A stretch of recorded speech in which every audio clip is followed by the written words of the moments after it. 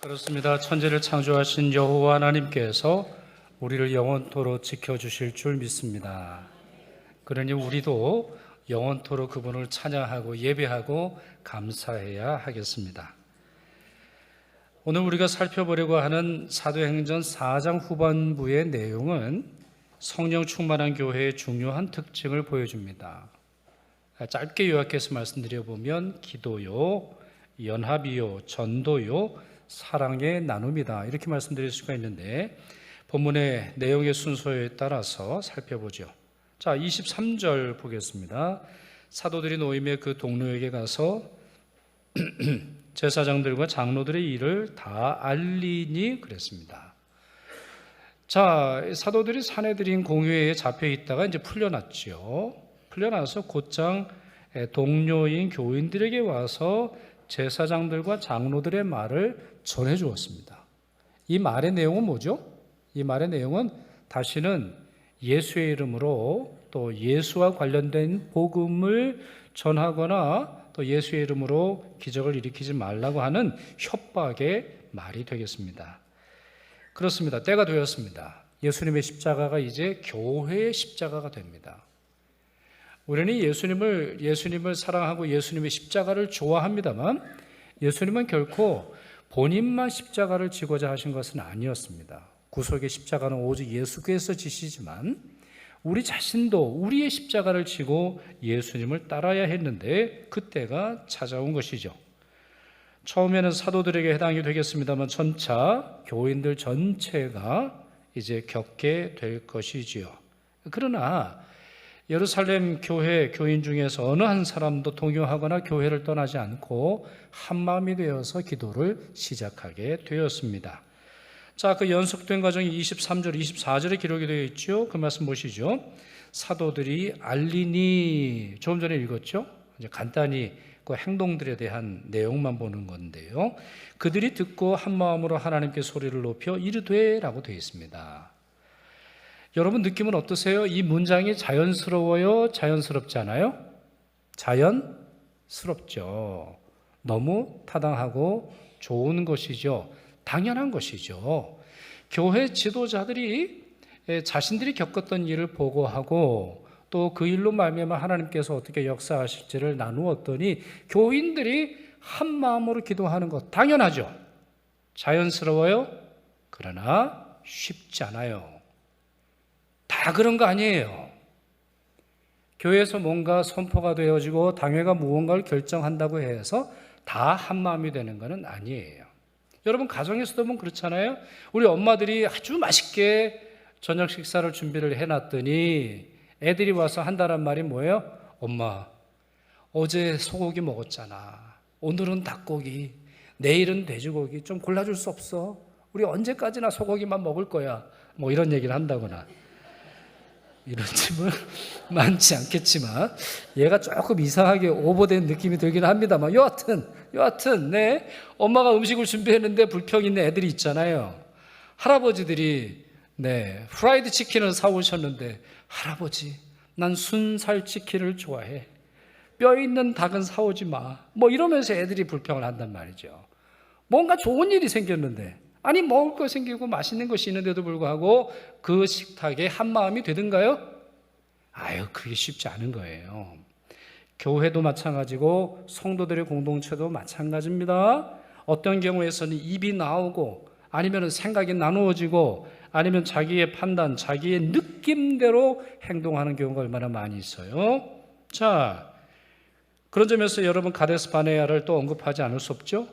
12명의 정탐꾼이 하나님의 땅을 봤어요. 아, 정말 젖과 꿀이 흐르는 땅이고 하나님이 주신 약속의 땅이라는 걸 확인했는데 어떤 일이 벌어졌어요? 그 보고로 말미암아 4분 오열이 생기죠. 하나님의 땅을 보았고 그 본 땅을 이야기하는데도 불구하고 마음이 나누어지더라는 거예요.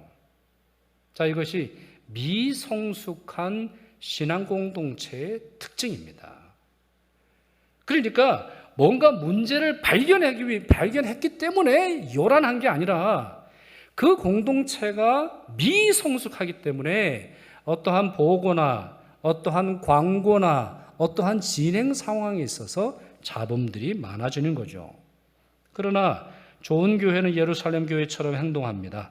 긍정적인 일이든 부정적인 일이든 어떤 문제 앞에서 즉각적으로 한마음으로 기도하는 거죠. 한마음이라고 하는 문구가 신약 성경에 11번 나와요. 그러나 사도행전에 모두 10번 나와요.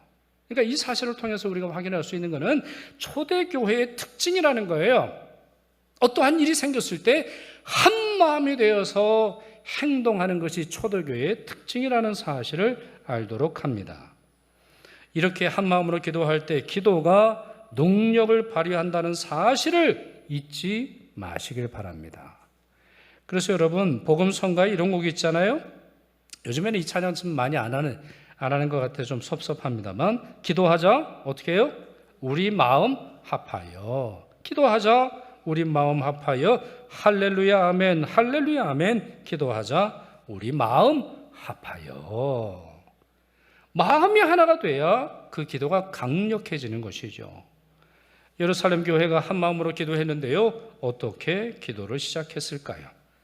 자, 다시 24절 보시죠. 그들이 듣고 한 마음으로 하나님께 소리를 높여 이르되, 자, 한 마음으로 하나님께 소리를 높였어요. 그리고 이르되, 자, 기도를 시작했다라고 하는 말인데 어떻게 되어 있죠? 대주제야. 그러니까 만약에 이거를 당시 일어났던 일로 보면 큰 목소리로 이렇게 불렀다라는 거죠. 우리식으로 말하면 뭐죠? 우리식으로 말하면 주여 삼창. 그러니까 옛날에는 여러분 한 20년 전만 해도 제가 20년 그 내용은 잘 모르겠고요. 20년 전만 해도 주여 삼창하면 어떻게 했어요? 손을 들고 주여 그랬어요. 그 목소리가 얼마나 대단한지 모릅니다. 그리고 삼창을 하고서 진짜 목숨을 걸고 기도했잖아 말이에요. 근데 어느 순간부터는 이제 주여 이창. 요즘에 주여 한 번 부르고. 근데 요즘 한 번 부를 때 어떻게 불러요? 주여. 이러고 부르면 안단 말이에요. 그러니까 큰 소리로 부르는 게 아니라 그냥 주님 부르라고 하니까 주여 한 번 부르고 이제 맥 빠지는 기도를 이제 하고 있는 거죠. 그러니까 우리가 잘 살아서 그런가 봐요, 아마. 우리가 먹고 살만 하니까 우리가 뭔가 좀 우리가 챙겨놓은 게 있으니까 하나님 앞에서 주여 기도가 안 나오는지도 모르겠어요. 근데 성도들이 지금 그렇게 기도했다는 거예요. 한 마음으로 하나님께 소리를 높여 이르되, 자, 뭐라고 되어 있죠? 대주저여. 하나님의 이름을 처음 불렀어요. 그리고 천지와 바다와 그 가운데 만물을 지으신 이시여. 간단히 말하면 뭐죠? 하나님을 대주저여 창조주시여. 이렇게 불렀다고 하는 것이죠. 자주 말씀드립니다만 하나님의 이름을 부르고 하나님이 어떤 분이신지 고백하고 기도를 시작하는 건 정말 중요합니다.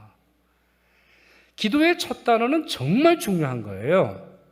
그리함으로 말미암아 우리의 영혼, 우리의 마음, 우리의 생각과 우리의 기도의 방향을 하나님께 고정시킬 수 있습니다. 만약에 그게 안 되면은 우리가 끈이 끊어진 연처럼 그냥 하늘을 오르락 내리락 하다가 이리저리 춤을 추다가 떨어지는 추락하고 마는, 그래서 우리의 기도가 과도한 감정이나 상상이나 자아도취나 아니면 불만과 불안의 늪에 빠지게 되는 거예요. 여러분, 우리의 기도는 넋두리가 아닙니다. 우리의 기도는 한풀이가 아니에요. 우리의 기도는 독백이 아닙니다. 우리의 기도는 철학적 사고에서 나오는 것이 아니에요. 우리의 기도를 들으시는 하나님을 분명히 아세요. 그래서 가끔 가다 보면 야, 저 기도를 무당한테 가서도 하시겠구나. 저 기도를 부처 앞에 가서도 하시겠구나. 그럴 정도로 그냥 아무 데나 써먹을 수 있는 기도를 드리는 분들이 간혹가다 있어요. 그러나 초대교회의 모습을 보세요. 대주제를 부르자. 대주제예요. 천지를 창조하시는 하나님이야 부르고 있죠. 이 기도를 왜 드렸겠어요? 왜 드렸겠어요? 인간의 역사와 자연의 만물과 영계가 하나님의 손에 있다는 걸 강력하게 신앙 고백하는 거 아니에요? 그러니 기도가 힘 있는 거예요. 그러니 기도에 자신들의 믿음의 전부가 달려있는 것이고 들어있는 것이고 그 기도를 통해서 하나님을 만나게 되는 거죠. 그래서 여러분 정말 부탁드립니다. 대표기도 하실 때나 개인기도 하실 때 하나님을 부를 때 여러분의 인생 전부를 드리셔야 돼요. 어떤 느낌으로 하셔야 되냐면요, 하나님의 이름을 부를 때, 자, 이게 항구에 있다가 배를 탈 때 어떻게 하죠? 배를 탈 때 어떻게 합니까? 제가 지금 하고 있는데 여러분 보이지는 않으시죠? 한 다리 이렇게 뻗고 한쪽은 배에 두고 한쪽은 항구 쪽에, 성가대는 보이실까 모르겠는데 폼이 좀 이상하잖아요? 아니, 타려면 타지. 세상 조금 걸치고 배에 좀 걸치는 그런 사람이 어디 있어요? 배에 타려면 타야 되는 거예요. 따라서 우리가 기도를 시작할 때 하나님 부를 때 여러분의 전부가 실리도록 하세요. 실제로 여러분 그건 기도만 그런 게 아닙니다. 집에 불이 났어요. 그럼 여러분 뭐라 그러죠? 뭐라 그래요? 집에 불이 나면 뭐라고 불러요? 불이야! 그렇게 소리를 칩니다. 그러면 필요한 모든 게 다 담겨 있는 거 아니에요? 불이야! 그럼 불난 정보를 얘기하려고 하는 거예요? 아니에요. 그걸 모르는 사람은 도망치라는 거고, 불을 꺼달라는 거고, 불났으니 큰일 났다는 얘기고, 불났으니 나 죽겠다라고 하는 얘기 아니에요? 그러니까 이와 같이 우리의 삶의 언어 속에서도 한 단어 속에 모든 내 사정이 담겨 있듯이 대주제여, 천재를 창조하신 하나님이시여, 이렇게 고백할 때에 우리의 전부가 들어있어야 한다는 거예요. 하나님의 이름을 부를 때 허투루 부르지 마세요. 실제로 여러분, 이것은 여러분들이 기도할 때만이 아니라 살아갈 때도 마찬가지예요. 함부로 하나님의 이름을 망령도 일컫지 마세요. 농담으로 일컫지 마세요. 하나님 이럴 거다 저럴 거다 함부로 말하지 마세요. 왜요? 그 하나님의 이름에 강력한 권세가 있기 때문인 거예요.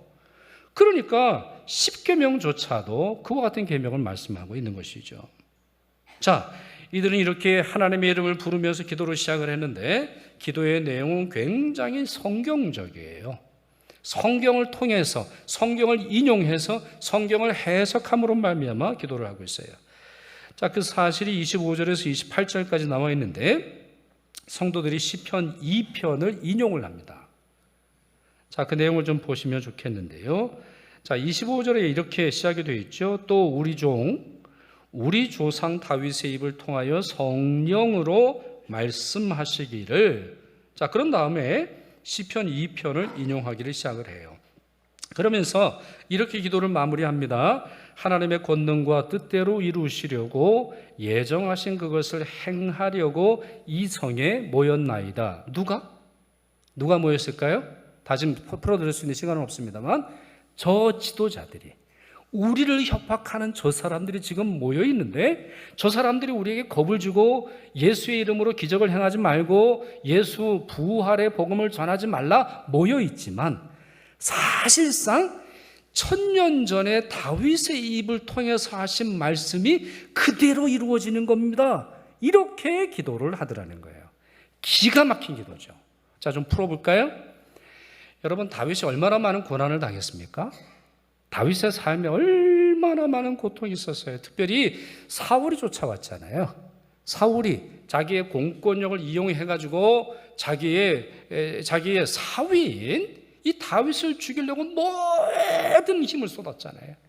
군대를 데리고, 그래 다윗이 얼마나 고생을 합니까? 굴에 막 지내요. 광야를 헤맵니다. 그리고 블레셋 땅에 가가지고는 침을 흘리면서 미친 척을 하고 살았단 말이에요. 세상 사람들이 볼 때는 다윗은 끝났어요. 다윗은 더 이상 어떠한 희망도 없어 보이지만 하나님이 역전시켜 주시지 않으셨나요? 하나님께서 다윗을 이기도록 하셨고 다윗의 생명을 구원해 주지 않으셨어요? 언제예요? 그때 거기서. 1000년 전에 그때 거기서 일어난 일을 언급하면서 지금 저 사람들이 모여서 교회를 핍박하고 어려움을 주지만 이 말씀이 이루어지기 위한 과정일 뿐입니다. 이렇게 구약 성경에 쓰여져 있는 이 시편 2편을 인용하면서 자기의 삶을 해석합니다. 그리고 나서 간구로 들어오는데, 자, 그렇게 중요한 단어가 있어요. 이제도라고 하는 말이에요. 자, 본문을 보시면 29절에서 30절 보시면요. 주여 이제도 그들의 위협함을 굽어 보시옵고. 자, 여기서 그들은 역시 계속해서 이스라엘 종교 지도자들을 말하는데, 또 종들로 하여금 담대히 하나님의 말씀을 전하게 하여 주시오며 손을 내밀어 병을 낫게 하시옵고 표적과 기사가 거룩한 종 예수의 이름으로 이루어지게 하옵소서 하더라. 이렇게 되어 있어요. 자, 그러니까 소위 말해 이제 요즘에 따옴표가 이렇게 붙는 겁니다. 이렇게 기도를 마쳤다라고 하는 말이에요. 여기 이제도라고 하는 말이 정말 중요한 겁니다. 이제도가 뭐예요? 거제도, 제주도, 오륙도, 이런 뭐 소록도 이런 섬이 아니죠. 도가 들어간다고 해서 다 섬이 아니에요. 무슨 말이에요? 구약 성경에 쓰여져 있는 옛날 거기서 그때 일어난 일이 지금 여기서 이제도 일어나게 하소서. 예수께서 풍랑을 잠재우셨던 그때 거기 갈릴리 호숫가에서 일어난 일이 내 삶의 한복판 여기서 이제도 지금도 일어나게 하소서라고 하는 말이에요. 뭐예요? 연결하는 거죠. 성경의 약속을 연결하는 거예요. 내 감정 아니면 내 느낌, 내가 망할 것 같으니까 어떻게 하든지 뭐 이런 게 아니라 성경 말씀이 나에게 무엇을 말씀하시는가를 찾고 그 성경의 약속과 성경에 담겨있는 대주제요 천지를 창조하시는 하나님의 권능을 잊는 거예요. 그렇습니다. 기도는 우리로 하여금 하나님의 권능으로 이어지게 하는 거예요. 아무리 좋은 냉장고, 뭐 1,000만 원짜리건 2,000만 원, 요즘 얼마나 합니까? 잘 모르겠는데 전 그게 있으면 뭐해요? 전기를 안고 자는데. 그러니까 이 이제도라고 하는 이 말씀을 통해서 그들은 성경의 약속, 그때의 약속을 이 시대에 성취될 하나님의 약속이요 예언으로 받아들이고 있는 것입니다.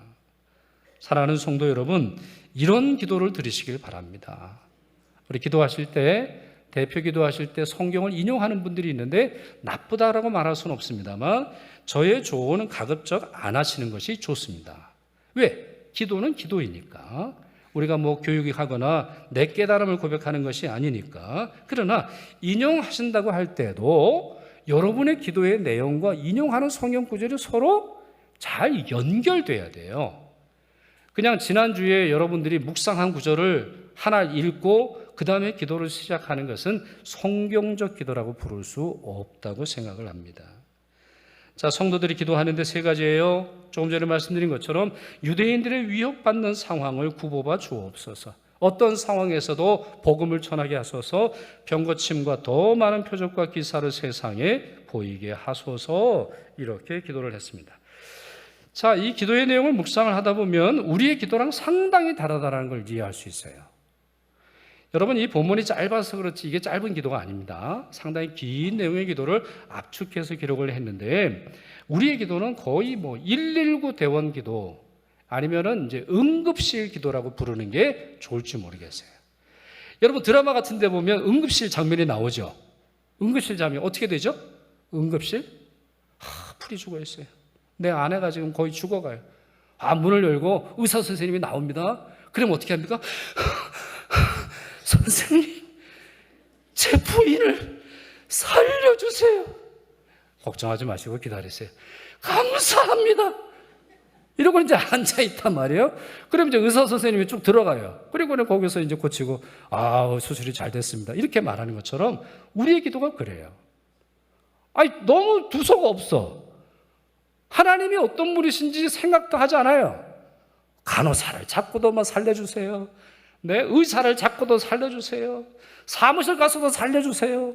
행정직원 가서도 살려주세요 하는 게 우리의 기도의 상당수예요. 여러분, 응급실 기도는 그것도 기도이긴 합니다만 지금 이분들을 보세요. 얼마나 차근차근히 하나님의 영광을 구하고 하나님의 이름을 부르며 하나님의 말씀을 통해서 무엇을 기도해야 되는지 알고 있단 말이죠. 게다가 이런 상황에서 요청할 만한 거 구하지 않았잖아요. 고난을 제거해 주옵소서. 고난당하는 자신들을 위로해 주옵소서. 어젯밤 고생 많이 한 사도들의 수고를 기억해 주옵소서. 고난이 지나가기까지 교회 문 좀 닫아 놓을 테니 양해해 주옵소서. 이런 기도가 있어요, 없어요? 이런 기도가 없어요. 소위 말해 사람에 대한 기도는 없고, 사람을 칭찬하고 사람이 대단하고 저 사람이 뭔가 큰일 했으니 하나님 먼저 주세요, 이게 없고, 오직 간구하는 내용은 뭐예요?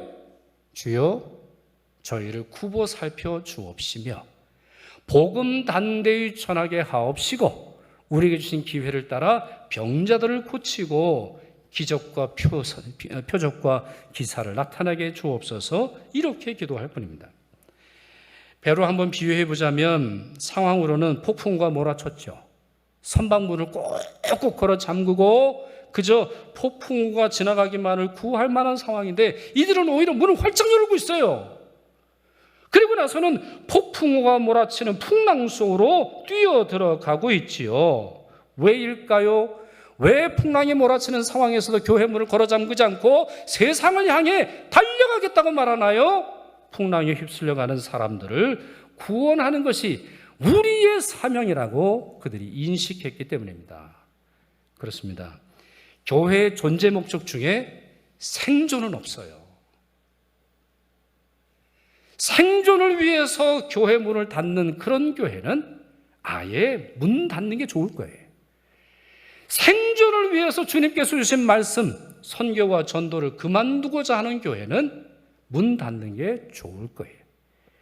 생존을 위해서 예배를 중단하고 생존을 위해서 요즘 문화가 그러니 예배 숫자를 줄이고 어떻게 하든지 안 모이려고 노력하는 교회는 문 닫는 게 좋을 거예요. 그렇습니다. 생존은 교회의 존재 목적이 아닙니다.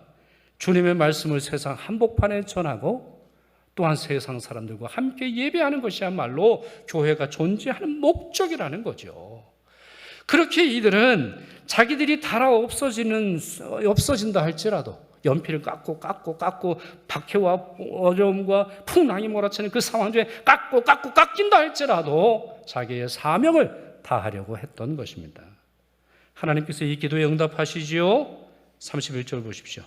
빌기를 다하매 모인 곳이 진동하더니 우리가 다 성령에 충만하여 담대히 하나님의 말씀을 전하니라. 하나님이 응답하셨습니다. 어디에서요? 예배당에서. 그들이 기도하는 곳에서 응답하셨죠. 그런데요, 성령의 역사는 또 다른 곳에서도 계속해서 일어났습니다. 각자의 삶의 영역에서 함께하는 공동체의 생활에서 나타났죠. 32절 함께 있습니다. 믿는 무리가 한 마음과 한 뜻이 되어 모든 물건을 서로 통용하고 자기 재물을 조금이라도 자기 것이라 하는 이가 하나도 없더라. 여기 여러분 한 마음과 한 뜻이 또 나오죠? 이거 의도적인 겁니다. 한 마음과 한 뜻이 되어서 그래 뭐 하자는 거예요. 처음에는 기도하더니 둘째는 나누었다는 거예요. 자, 그 결과가 34절, 35절에 나오는데 그 중에 가난한 사람이 없으니 그들이 각 사람의 필요를 따라 나누어 줌이라 했어요. 교회 내에 가난한 사람이 없어지는 놀라운 일이 벌어집니다. 그런데요, 성령의 역사는 이제 교회 담장 너머로 나아갑니다. 이와 같은 말씀은 모두 교회 담장 안에서 이루어졌던 일인데 교회 담장 너머에 이르기까지 성령의 권능이 나타나기 시작하지요. 이것은 이들이 간절히 기도했던 내용들인데 사도행전 5장 12절 같이 있습니다. 사도들의 손을 통하여 민간에 표적과 기사가 많이 일어나매 믿는 사람이 다 마음을 같이하여 솔로몬 행각에 모이고 어디에 표적과 기사가 많이 일어났어요? 민간이라는 말이 뭐예요? 가정집에, 주민센터에, 직장에, 버스 안에서, 버스를 기다리는 정류장 안에서 평범한 사람들이 살아가는 평범한 세상에 이 성령의 기적이 사도들을 통해서 나타났다는 거예요. 또 하나 말씀 보실까요? 사도행전 5장 16절. 예루살렘 부근의 수많은 사람도 더 넓어졌죠. 처음에는 예배당에서, 그리고는 예루살렘에서, 그리고는 이제 예루살렘 부근에 있는 사람들에게까지 모여서 병든 사람과 더러운 귀신에게 괴로움을 받는 사람을 데리고 와서 다 나음을 얻으니라 그랬습니다. 그렇습니다. 성령으로 충만한 교회는 이런 교회입니다. 문제가 생겼을 때 한마음으로 기도하고 성령으로 충만해지는 교회, 예배당 안에서만 아니라 교회 담장을 넘어서까지 성령의 권능을 나타낼 수 있는 교회, 이런 교회가 진짜 성령으로 충만한 교회입니다. 이런 모습이 한국교회 DNA에 있지 않아요? 우리 한국교회가 성장하고 초대교회로부터, 한국 초대교회로부터 지금까지 이와 같은 것이 우리 DNA에 있어요. 1903년, 1907년 대부흥운동이 벌어졌어요. 그런데 기억하셔야 됩니다. 이 대부흥운동은 단순히 교회 안에서만 일어났던 것이 아닙니다. 물론 시작은 교회 안에서 일어났습니다만 이 불꽃이 세상으로 옮겨졌어요. 자, 왜 그렇게 말씀드릴 수 있느냐? 성령을 모르던 때에 교인들이 훔치거나 횡령했던 돈이나 물건을 다시 되돌려주는 운동이 벌어집니다. 야, 우리가 예수를 모를 때는 이게 죄인 줄 모르고 저질렀는데 횡령한 거 돌려주자. 내 직장에서 훔쳐온 거 돌려주자. 남의 집에서 가져온 거 돌려주자. 창피하죠? 부끄럽죠? 그거 그렇게 횡령하고 그랬을 때 얼마나 창피합니까? 그러나 자신들이 앞으로 부활 예수를 만나게 되고 나 자신도 부활하게 되어 천국에서 살아갈 때 이와 같은 창피함은 아무것도 아니라는 사실을 그들이 알았기 때문이에요. 또 하나 중요한 사회적 변화를 일으키는데 첩살이를 중단합니다. 여러분, 이 첩이라고 하는 제도 정말 나쁜 제도예요. 자, 첩이라는 게 뭐예요? 자기 부인이 있는데 다른 여자를 데리고 사는 거 아니에요? 여러 가지 이유 때문에. 자, 이와 같은 첩하는 것을 회개합니다. 오늘 저희 4시에 이제 안수집사 권사 제 임직식을 하는데 과거에는 첩을 둔 사람은 교회 재직이 될 수 없어요. 그거는 목사뿐만 아니라 장로도 마찬가지고 교인의 투표를 했다 할지라도 여러 덕스럽지 못한 행동을 할 때 즉각적으로 치리를 당했는데 그 중에 하나가 이 첩을 두는 거예요. 충남 홍성에 한다리 교회가 있어요. 이 교회 교인 중에 한 분이 성령을 받은 후에 죄를 깨달아요. 그리고 10년 동안 데리고 있는 첩과 헤어지기로 결심합니다.